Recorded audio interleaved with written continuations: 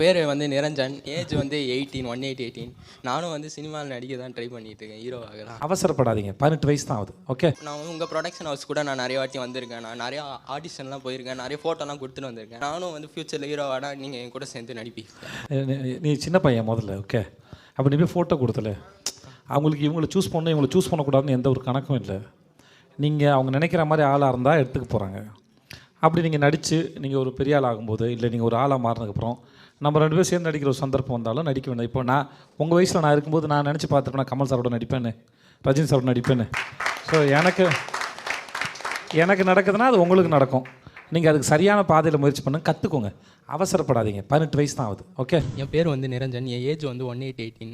நானும் வந்து சினிமாவில் ஹீரோவாக தான் ட்ரை பண்ணிகிட்டு இருக்கேன். ஆல் த பெஸ்ட் ஹீரோ அவங்க. எனக்கு வந்து ரொம்ப நாளாக ஒரு ஆசை இருக்குது எனக்கும்.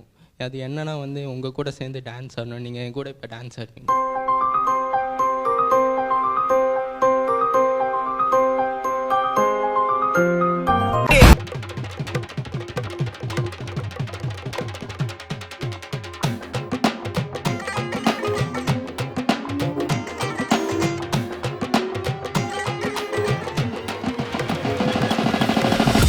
சினிமா டைரக்டர் ஆகணுன்ற ஒரு ஆசை. அதை யாரை பார்த்தனா உங்களை பார்த்து தானா. இப்போ வந்து டைரக்டர்னால் நிறைய பேர் கிளம்பி வராங்கண்ணா. நானும் வந்து சாதிக்க போகிறேன், டைரக்டர் ஆக போகிறேன். என்றைக்காவது ஒரு நம்மளுடைய வாழ்க்கை மாறும்னு நினைக்கிறேண்ணா. ஒரு நாள் கூட அவனுடைய வாழ்க்கை மாறுறதெல்லாம் அப்படியே அவன் திறமையோடு அப்படியே செத்துடுறானா.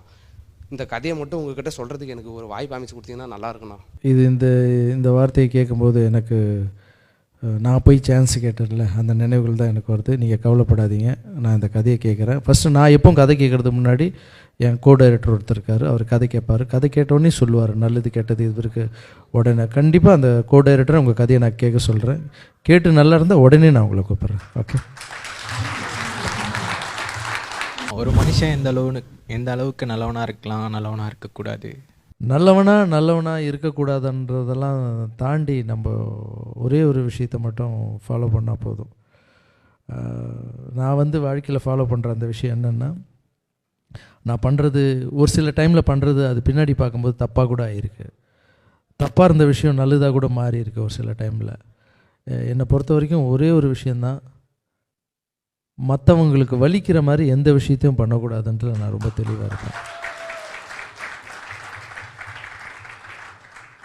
அதே மாதிரி கண்டிஷனாக இருக்கிற இடத்துல கண்டிப்பாக கண்டிஷனாக இருந்து தான் ஆகணும். ஏன்னா அந்த இடத்த நம்ம லூஸ் விட்டோமா வருங்கால சங்கதிகளுக்கு வந்து அது தப்பாக போயிடும். ஸோ அதால் பெயின் மட்டும் கொடுக்காமல் இருந்தாலே போதும் எல்லா விஷயத்துக்கும்.